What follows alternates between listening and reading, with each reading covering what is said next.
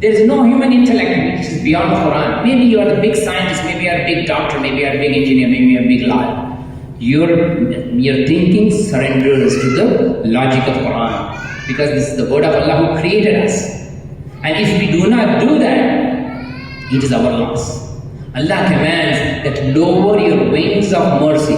How the birds, if you see some ducklings and all running around, how the big duck goes, and if you see these eagles and all trying to prey on the little ones, it comes and spreads its wings so that they are protected. That's how our parents have protected us. You are helpless. You cannot even eat food. Your dad goes and makes a living and brings food home and feeds you. What does the bird do when these little chicks are in the nest? It goes, catches the worms and feeds them by mouth. Here, eat your food. And when we say, oh, I have my own life, I have my own job, what can I do?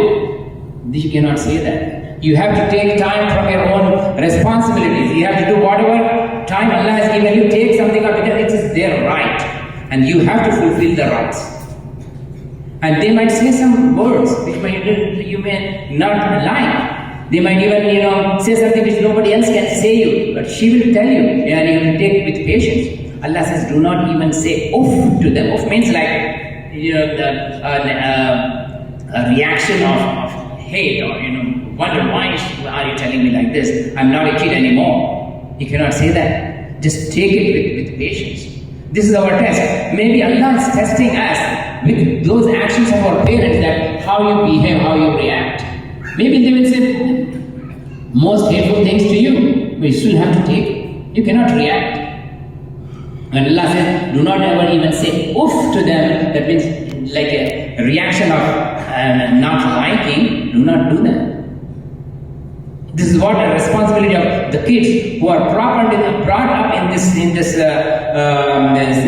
the circumstances where the moral values are not taught at all. Caring of parents is not taught at all. But Quran teaches you. We have to take out some time to learn from the Quran what Quran says. The Quran is not just a book of stories. It's not just to be read on Friday and put on the shelf and to be read again on the next Friday, maybe next Eid, or maybe somebody dies. This is not what Quran is.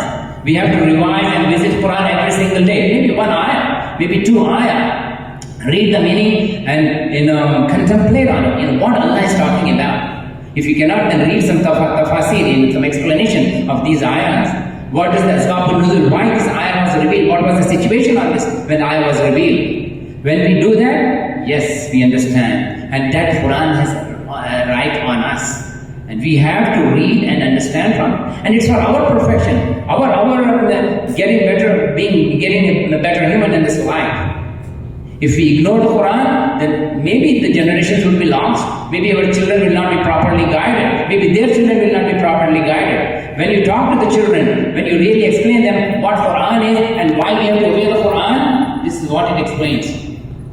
And if we ignore, if we do little thing, okay, I will take him to the Saturday school, he will read it, I'm done. No, we have to read Quran also. And we have to take it to teach to our kids. This is a very basic Islamic value which Allah talks to the children, how you have to lower your wings of mercy on the parents.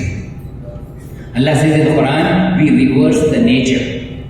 That means you might see your old parents become childish, like they will ask you the same thing again and again and again and again. Oh, what is that? What is that? For example, suppose you take your dad for a walk in the morning. He might ask, what is that? New place, new park, or oh, that's a bird.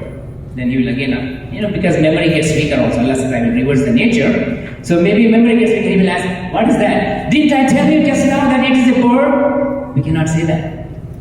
You have to, how many times when you were little, Mommy, what is that? Mommy, what is that? Daddy, what is that? Daddy, what is that? He will ask 20 times, they will reply 20 times. They never get upset with you. They love you, they give you love and affection. Okay, can we handle that little impatience from the parents? We have to teach this to the kids. We have to teach when they are growing up. You definitely have to love them. You definitely have to serve them very well. But tell them that maybe when I get old, I will at the same questions to you. Don't ever get frustrated, because Allah says, do not say even oof to them. This is very important. Likewise, mom maybe clean you one time, then again you pull, again you burn, you throw on her clothes. She cleans many times, as many times as you, and still she loves you. Still your dad loves you. Don't you think it's your right to pay it back? You cannot pay. Rasulullah said, no matter what you do, you cannot pay back to your parents. No matter what you do. As I told you, one little negligence may paralyze our life.